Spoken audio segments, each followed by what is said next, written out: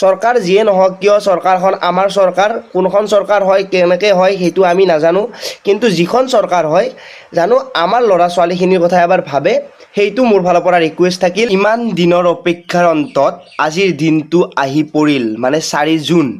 আৰু মোৰ চেনেলৰ ছাবস্ক্ৰাইবাৰ যিমান আছে কিছুমানে হয়তো ভোটো দিয়া নাই, কাৰণ এজন চাকৰি প্ৰত্যাশী কেণ্ডিডেট, মানে সকলো ল'ৰা ছোৱালীয়ে যিখিনিয়ে ছাবস্ক্ৰাইব কৰিছে তেওঁলোকে কেৱল চাকৰি লাগে, বা কিছুমানে ইতিমধ্যে চাকৰি পালে, যিহেতু চেনেলটো খোলাব বহুত দিন হ'ল।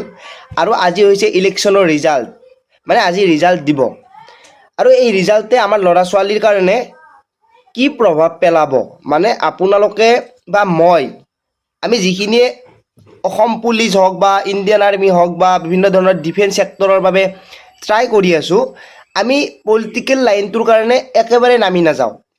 কাৰণ কি আমি ভাবোঁ যে আমাৰ ঘৰখন ভালদৰে এটা ষ্টেজত যাব লাগে, আমি কষ্ট কৰিব লাগে, আৰু আমি সেইকাৰণে সৰুৰ পৰাই এটা সপোন দেখোঁ আৰু সেই সপোনটোৰ পিছত দৌৰি থাকোঁ। কিন্তু এইখন দেশৰ কাৰণে আমি কাম কৰিব লাগিব, আৰু এইখনেই হ'ল আমাৰ মাতৃভূমি। আৰু এইখন দেশৰ কাৰণে কাম কৰা মানে আমাৰ উন্নতি হোৱা বা আমাৰ দেশৰ উন্নতি হোৱা।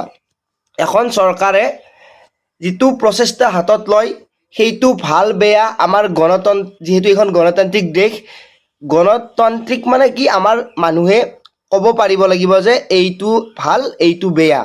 সেইবোৰ বাৰু পলিটিকেল লাইনত মই নাযাওঁ, কিন্তু আজি যিহেতু ৰিজাল্ট দিব, এই ৰিজাল্টৰ পিছত আমাৰ কাৰণে কি কি ভাল হ'ব। এখনতো চৰকাৰ হ'বই, কোনে কাক ভোট দিছে সেইটো নিজৰ কথা, কাৰণ নিজৰ ভোট নিজৰ অধিকাৰ। বা আপুনি কাক ভোট দিছে সেই দলটো জিকিলে নে নাই, আপুনি কাক ভোট নিদিলেও কোনোবা এটা দল জিকিবই, কিন্তু এই দলটোৰ কাৰণে আমাৰ এখন চৰকাৰ গঠন হ'ব, আৰু এই চৰকাৰখনে আমাৰ উন্নতিৰ কাৰণে কাম কৰিব লাগিব, তেতিয়াহে আমাৰ দেশৰ উন্নতি হ'ব বা আমাৰ জনগণৰ উন্নতি হ'ব। এতিয়া কথাটো হ'ল কি, ৰিজাল্ট দিয়াৰ পিছত আমাৰ যিখিনি ল'ৰা ছোৱালী অপেক্ষা কৰি আছে, বিশেষকৈ বহুতে অপেক্ষা কৰি আছে SSC GDৰ বাবে, যিহেতু এতিয়ালৈকে ৰিজাল্ট ঘোষণা হোৱা নাই। বহুতে অপেক্ষা কৰি আছে আমাৰ অসম চৰকাৰৰ অসম পুলিচৰ বাবে, ADARIৰ বাবে।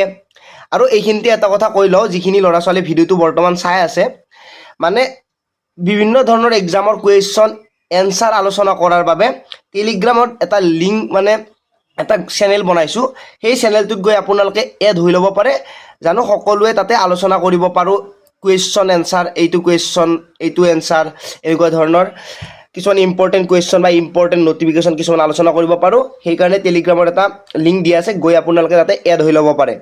এতিয়া কথাটো আপোনালোকক কওঁ, আজি জয়ী হোৱাৰ পিছত চৰকাৰখনে যিবোৰ কাম কৰিব, সেইবোৰ কামৰ ভিতৰত আমাৰ অসম চৰকাৰৰো বিভিন্ন ধৰণৰ কাম থাকিব।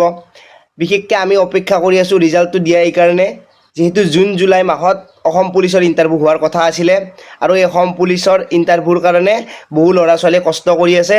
ৰখি ৰখি বৰষুণ বানপানী হ'ব আৰম্ভ হ'ল, কিন্তু এতিয়া ল'ৰা ছোৱালীখিনিয়ে দৌৰিব ৰাস্তা পোৱা নাই। সেইকাৰণে মই এই ভিডিঅ'টোৰ জৰিয়তে অসমৰ সকলো ল'ৰা ছোৱালীকে ৰিকুৱেষ্ট কৰিছোঁ ভিডিঅ'টো শ্বেয়াৰ কৰিবলৈ, জানো ওপৰলৈকে যায়। আৰু আপোনালোকক ভিডিঅ' সকলোৱে চাই চিন্তা কৰিব নালাগে, গতিকে আপোনালোকে ভিডিঅ'টো কেৱল শ্বেয়াৰ কৰিব লাগে, তেতিয়া সকলোৰে তাত পাব যে আমাৰ অসম পুলিচৰ ইণ্টাৰভিউটো অলপ ভাল সময়ত জানো পাতে। কাৰণ ইমান দিনৰ কষ্টবোৰ সাধাৰণ এজাক বৰষুণৰ কাৰণে, অলপ প্ৰব্লেমৰ কাৰণে জানো ল'ৰা ছোৱালীৰ জীৱনত প্ৰব্লেম নাহে। বহুতে ক'ব যে বোকাত দৌৰিবই লাগিব, কেনেকৈ ট্ৰেইনিং কৰিবি। ট্ৰেইনিং আৰু ইণ্টাৰভিউৰ মাজত বহুত পাৰ্থক্য আছে। ট্ৰেইনিংটো আপোনালোকে কৰিলেও কিবা এটা হ'ব, নকৰিলেও কিবা এটা হ'ব, নকৰিলে পানিছমেণ্টহে পাব, কিন্তু ইণ্টাৰভিউৰ দিনটো ঘূৰাই নাপায়। আৰু ট্ৰেইনিঙত আপোনালোকে জীৱনটোত কষ্ট কৰাৰ কাৰণে কিবা এটা পাবই, কিন্তু ইণ্টাৰভিউৰ যিখিনি সময়ছোৱা সেইখিনি ল'ৰা ছোৱালীয়ে কেতিয়াও একো নাপায়। বহু ল'ৰা ছোৱালী খাব নাপায় ৰানিং কৰি আছে, বহু ল'ৰা ছোৱালীয়ে ৰানিং কৰিব গ'লে খাব নাপায়, খাব বিচাৰিলে ৰানিং কৰিব নাপায়, বহুত প্ৰব্লেমত পৰিও ৰানিং কৰি আছে। এই যে বৰষুণৰ বতৰত হয়তো বহুত ল'ৰা ছোৱালীৰ কাৰণে ভাল, কিন্তু আমাৰ নিচিনা ল'ৰা ছোৱালীৰ কাৰণে বহুত প্ৰব্লেম।